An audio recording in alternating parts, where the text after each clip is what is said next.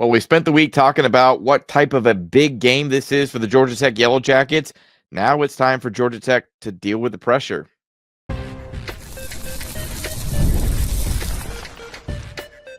You are Locked On Georgia Tech, your daily podcast on the Georgia Tech Yellow Jackets, part of the Locked On Podcast Network, your team every day. What's going on, guys? Welcome into Locked On Georgia Tech. I am one of your hosts, Caleb Johnson. I wasn't smart enough to get into Georgia Tech, but I am smart enough to talk about Georgia Tech football. Taking this daily journey with me, covering the Yellow Jackets alongside me is my co-host, Jarvis Davis. He's been covering Atlanta sports for the last 15 years. I want to start off by saying thank you for making Locked On Georgia Tech your first listen of the day, part of the Locked On Podcast Network. Now, the #1 sports podcast network. We're free and available wherever you go and download your podcast. And wherever you go to download them, please make sure you leave us a 5-star review. Enough of you aren't doing that. You know, I check. I keep an eye on it. And we want those 5-star reviews to come rolling in as we give you this daily content covering Georgia Tech. Today's episode is brought to you by FanDuel. Right now, new customers can bet just $5. And if your bet wins, you'll get $300 in bonus bets to use across the app. Download the app today. Today on the show, we're going to get into, does Haynes King have a Heisman moment in him? How does Blake Gideon slow down, this Pitt offense, and specifically Mason Heintschel? But first, Jarvis, feels like there's a couple of problems that come to mind of what could happen Saturday for the Yellow Jackets as they take on Pitt. We talked, last show about how big the moment is going to be. You kind of feeling any pressure? Is anything kind of standing out in this one as cause for concern, quite honestly? For me, is the style that this defense, Pitt defense, plays with, like the aggressive, the penetrating, like everyone seems to have the same idea of how they want to play. Pat Narduzzi thinks that Narduzzi has these guys with the same mindset as who he is as a coach. When you think about, just straightforward and getting after it and being aggressive and coming downhill and flying all over the place trying to get to the football and really, causing havoc for the opposing offense. So that's the first thing to come to mind. I feel like the way that they play is like my biggest concern, because we know that this offense, if Georgia Tech is going to win this game, their offense is going to have to lead the charge. We know that. Absolutely. They're going to have to put points on the board. This is not going to be a 24-21 win by Georgia Tech. I just don't see that happening. Like, this is going to have to be a 35-plus type game. They're going to have to go score for score with Pitt's offense. I know we're going to talk about that a little bit later on, but for me, my biggest concern is the style that this defense plays with and how that could potentially match up with this high-power offense. Because Haynes King, we know what he brings to the table. He's the Heisman candidate. He's the guy that needs to play big. It's his last regular season game at Bobby Dodd. It's at night. The moment is so huge. So I think that, we know what he's going to bring to the table, but when you think about just from a matchup perspective, I think that Pitt's defense matches up really well with what Georgia Tech brings to the table offensively.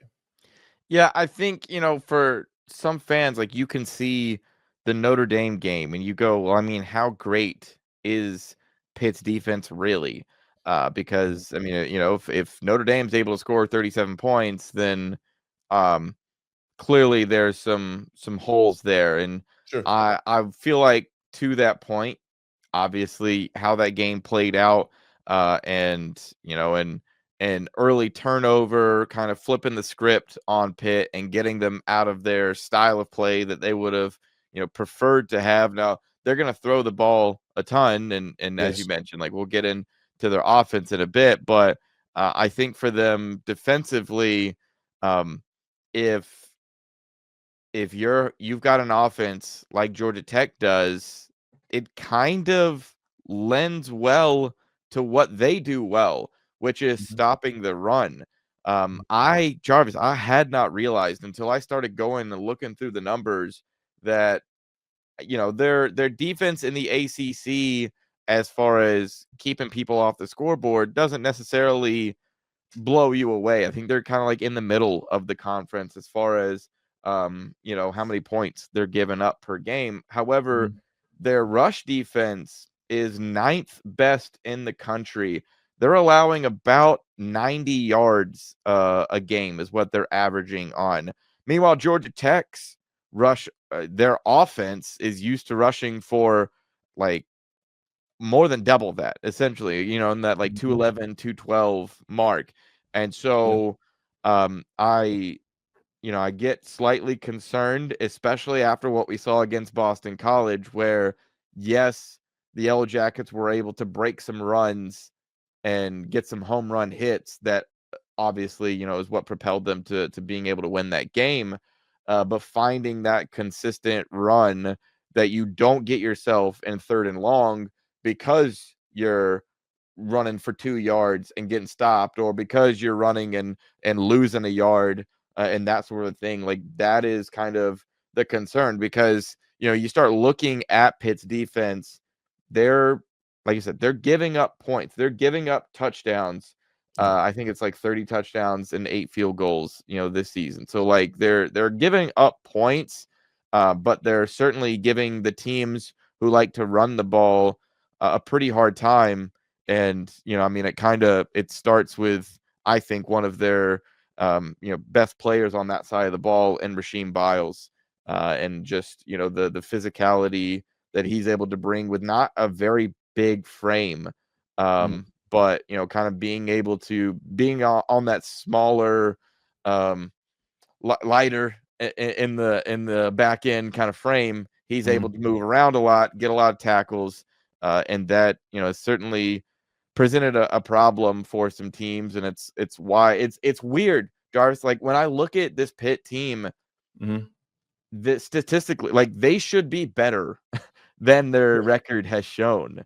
And it's one of those why it is a cause for concern in this game, is just because they are technically out of it for the ACC, and they had a couple of ugly losses, and specifically their most recent one, doesn't mean this is not a good football team. And you've played some far worse football teams, and specifically one last week, and you didn't match up particularly well. And so I think, for all of that, it concerns me for sure, I think.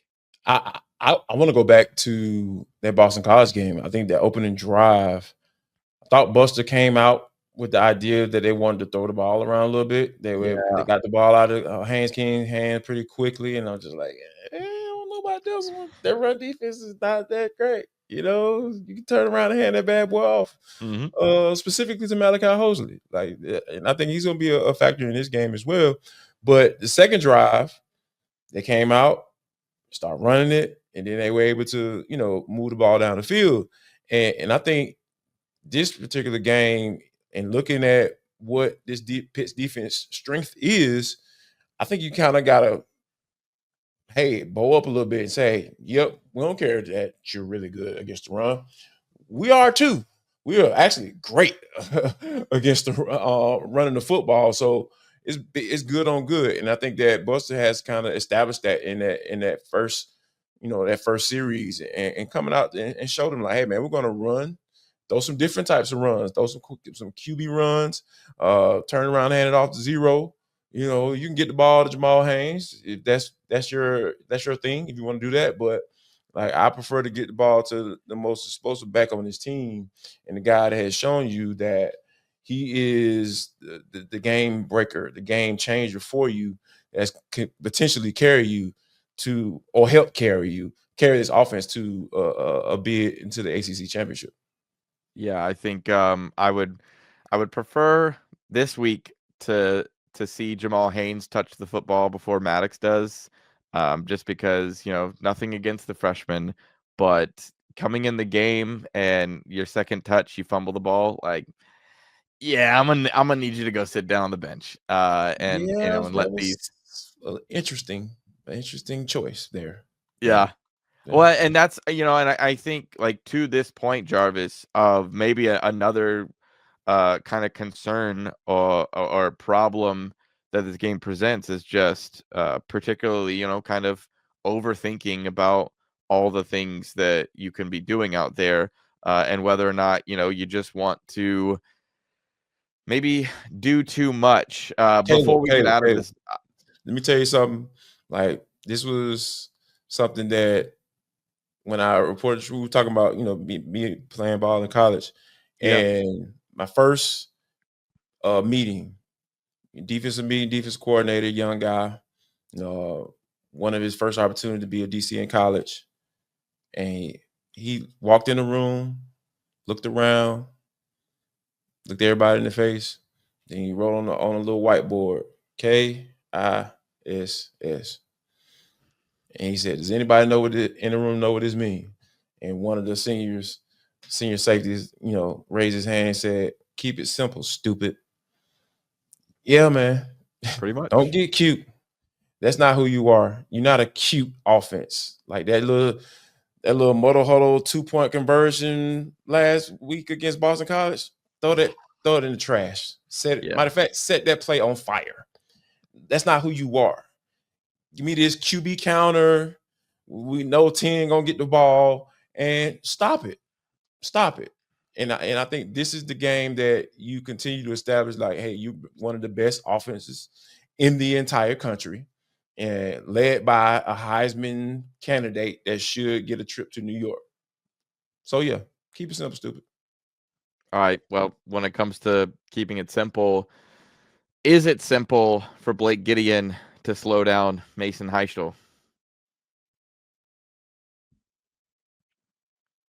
The NBA is back, and there's no better place to get on the action than FanDuel, the official sports betting partner of the NBA. Even if you miss the start of the game or you want to ride the hot hand, FanDuel has live bets on everything from who will score next to fourth quarter comebacks. I mean, maybe you want to get in on the action for the Hawks as they get ready to play the Spurs, and that's one where, hey, no Wemby and a lot of other guys missing for San Antonio. So this could be the opportunity to feel good about the hometown team and how they've been playing as of late. You can combine your live bets into a same game parlay for a shot at a bigger payout. FanDuel keeps every game exciting, especially when your team's making that late push. And we've seen the Hawks do that a lot lately. Right now, FanDuel is giving new customers $300 in bonus bets when your first $5 bet wins. So head to FanDuel.com to sign up and play your game with FanDuel, the official sports betting partner of the NBA.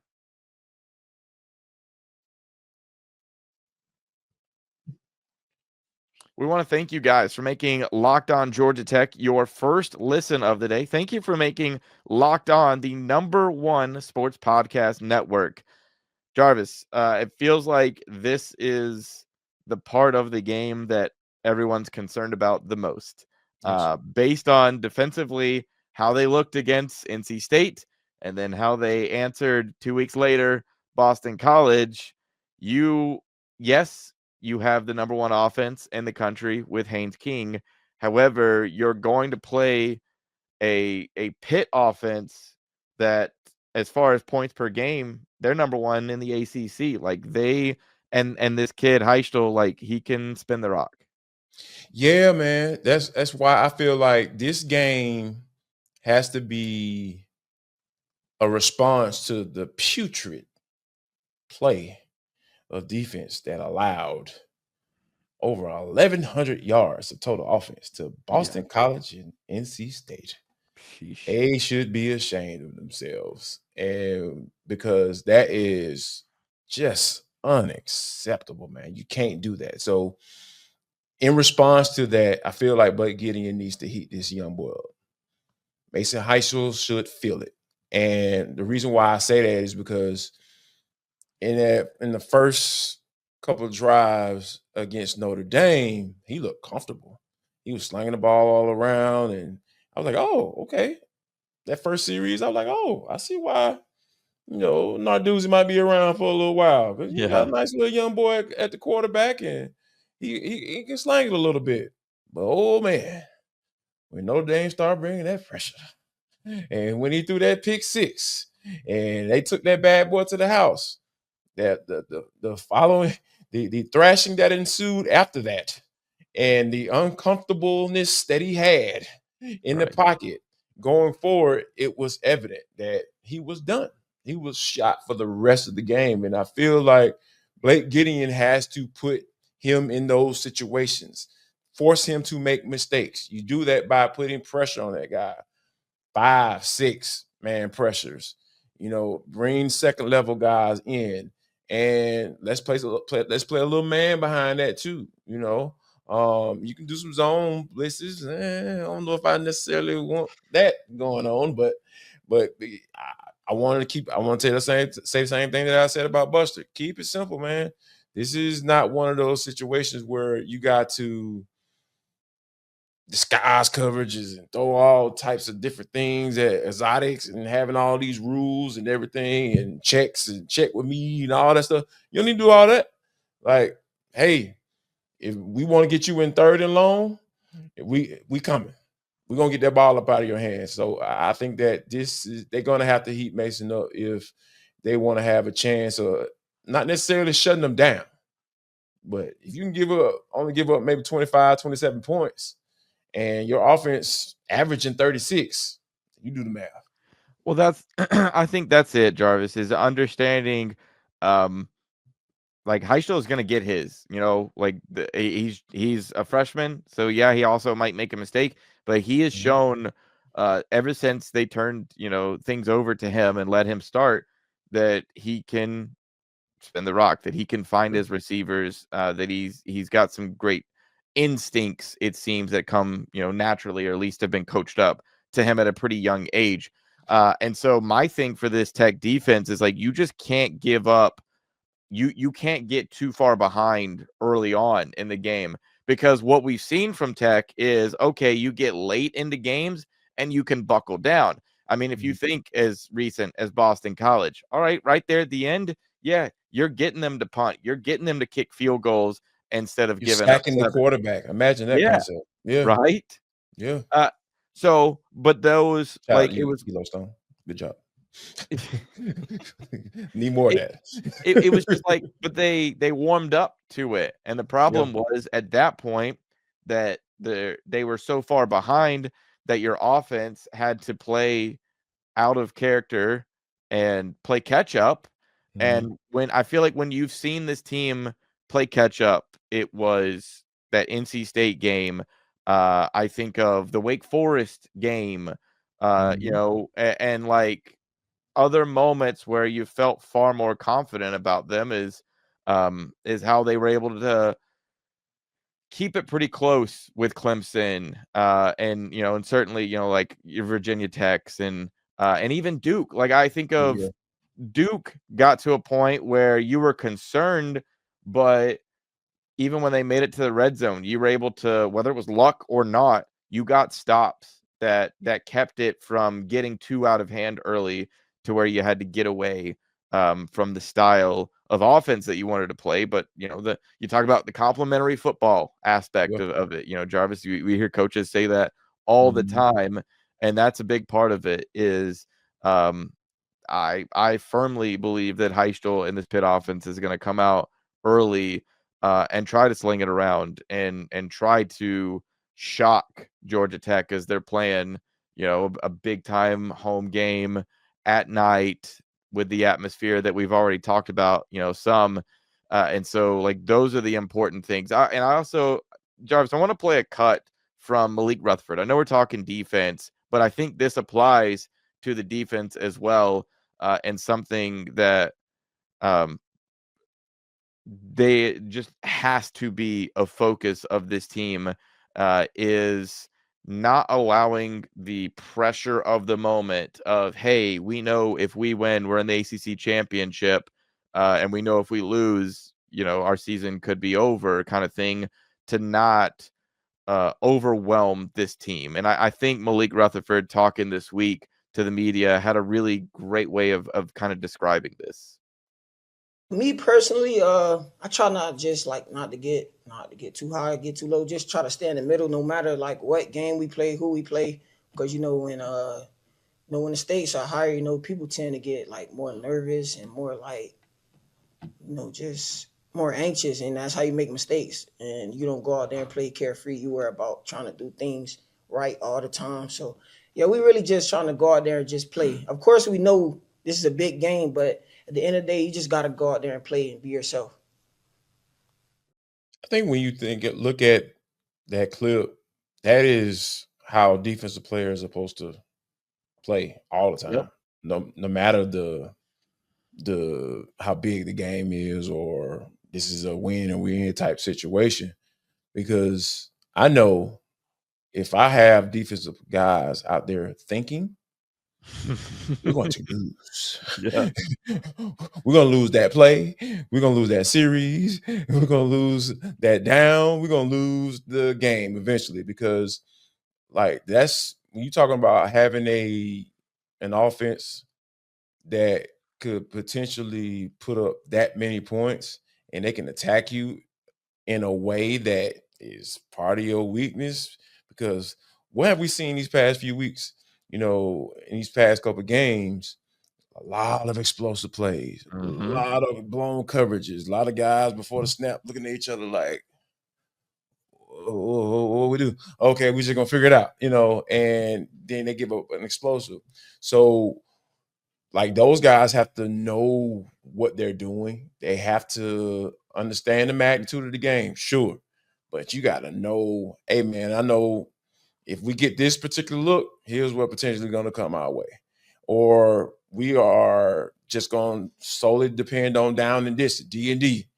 Whatever, if it's 3rd and 7, I know that, hey, man, we're going too high. We're going, man, we locking up. We're going to play matchup zone, cover 4. We're going to do it, whatever. Whatever it is, you have to know that's what you're going to do, regardless of what that offense is out there doing. So you never want to be in a space where you're thinking, because defense is all about reacting. You got to react. Like if you're thinking, that means your reaction time is going to be super slow. And what have we seen on the second level of this defense? Linebackers sitting up here just looking, well, and next thing you know, the ball being dumped right over their head. And I was like, nah, man, it's not supposed to work like that. Get your drop, If the quarterback takes off running, guess what you do? You run, you take off, you go downhill and come get them. So, yeah, I think Rutherford put it in is about as best as you can put it. Like, don't overthink it, man. Don't hype yourself up to the point where you're out there just like a space ghost and just trying to figure out life when the game is going on, and it's going to pass you by, especially on the defensive side of football. All right, Jarvis, let's wrap up the show with a guy who we've been talking a lot about needing a Heisman moment. He needs to get people to pay attention, and it feels like these next 2 games are the absolute perfect opportunity for Haynes King to have that moment.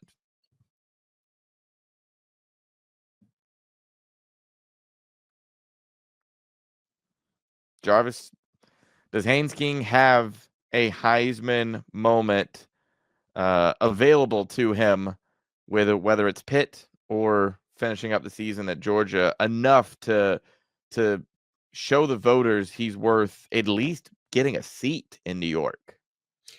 1,000%. I don't think I'm not even. And let's take away the game against those guys off of 316. I'm talking about this week is huge, because there are a lot of teams that are sitting around waiting, looking at what to see what their final score is, and they right there in your conference. That orange green team, they trying to figure out. They are rooting for Pitt as we speak. So, when you have all these eyeballs, different teams, the college football playoff committee. What if Tech comes out here and spanks Pitt all up and down the field? Can they be in the same conference? Or how it came up, my man Euroshek, what did he say? Be in the same tier or same conversation as a Notre Dame? if they spank the team that Notre Dame spanked too, and they have a better record, does that automatically put them in there? Oh, my bad. They don't have any good losses. Oh, that's why they can't be in the same conversation with Notre Dame. See how stupid that sounds? Like, it's so crazy, like the justifications for this committee and all that stuff. But anyway, but yeah, I think with all of that going on, being on the flats at night, Bobby Dodd, senior night, potentially being the last time you're going to put on that uniform in that stadium, it's so much on the line. And I think that Haynes King has been the guy when things are tight. Like Malik Rutherford talked about, yeah, people get tight. No, not him. I feel like he has the heartbeat of a serial killer. Or that man is never fazed by anything, seemingly, especially on the football field when it's nut cutting time and y'all have to score. Like I never forget, just last week against Boston College, man, that last drive. And I said, once they crossed that 50, man, I was just like, hey, man, it's time to put the ball in the hands of your man. Mm-hmm. And in the second half of that Duke game, too. Hey, they just said, hey, Haynes, take us to the glory land. Let's go. Let's take us home. And that's what happens in those moments. And he's the guy to do that. So I feel like this is the perfect moment for him to kind of solidify himself as that guy, as the guy who deserves, might not win it, but shoot, y'all should definitely give me a flight, New York, and let me put on my good Sunday clothes and smile on TV, and look good. If I'm not gonna win it, I need to be there at least. Yeah, Jarvis, I think the thing that concerns me about wanting to see Haynes get this moment is that we're concerned. Fans are concerned about him getting this opportunity. Haynes could care less. And you hear the way that he views the game, which first off, I mean, he is a coach's dream, because getting to talk to him this week and realize, and already kind of knowing this, but it just gets further solidified of he cares about ball. And guess what? His parents care about ball. He got asked a question about, how his mom and dad were talking to him about this being his final year and this being his final game. You know what his mom and dad were telling him? Hey, get your mind right, because you got a game to go win. It's like, no, there's no, oh, isn't it going to be so nice for us to walk out on Bobby Dodd for the last time? Like, for the fans, yes, that's such an appreciative thing. But for him, like, his mind is so far away from that. He described, because he got asked about the Malik Rutherford run that Brent Key talked about, where he was like, yeah, Haynes sprinting down the field.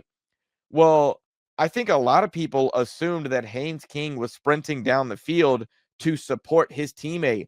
We heard from Haynes King this week after we talked to Coach Key, and he said, oh, I was worried about making sure, because I knew we were in cold elements, that the ball might pop out. And I wanted to be right behind Malik in case that ball popped out, so that I could secure it and make sure we get the score.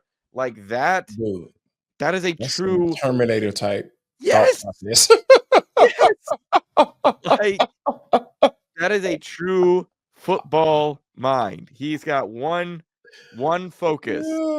And so I worry, and I say it, like, not worry is truly concerned, but I wonder if when it comes to him needing some big moment, like, Haynes just isn't the type of guy. He can will his team to wins, and he's certainly done it multiple times, but it's not necessarily going to be flashy. Like, he's just going to do the dirty work, which includes literally sprinting behind your teammate to make sure you can be there to secure the football. And so I think, obviously we've talked about the fact that Fernando Mendoza had that moment a couple weeks ago that surely captivated a lot of people.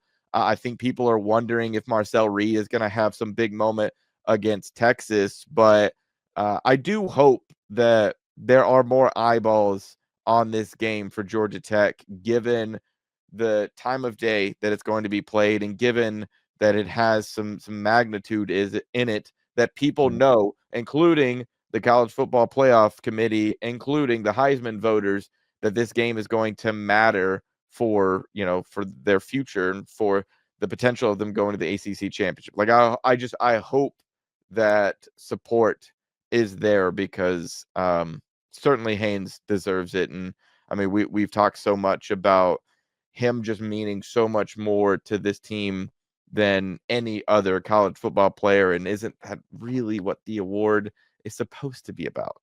Yes, absolutely, man. And I think this is the game,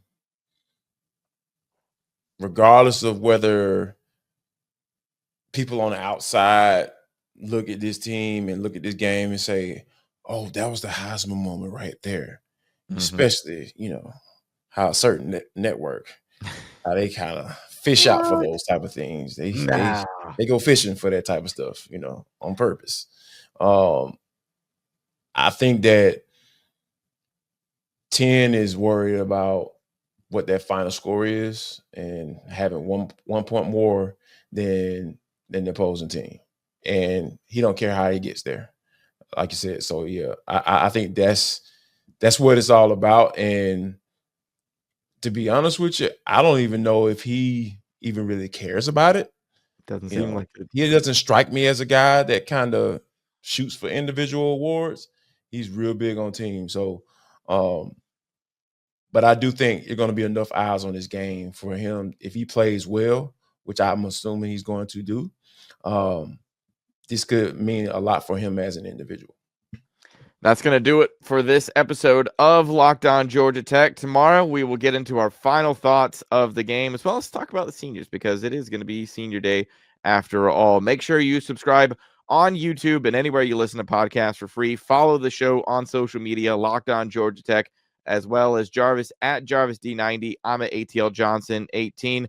Thanks for making Locked On Georgia Tech your first listen. Today, for your second listen, check out Locked On ACC. Kenton Gibbs and Alex Donna break down the most interesting conference in college sports, from the rivalries to the championship and every game in between. Find Locked On ACC on YouTube or wherever you listen to podcasts.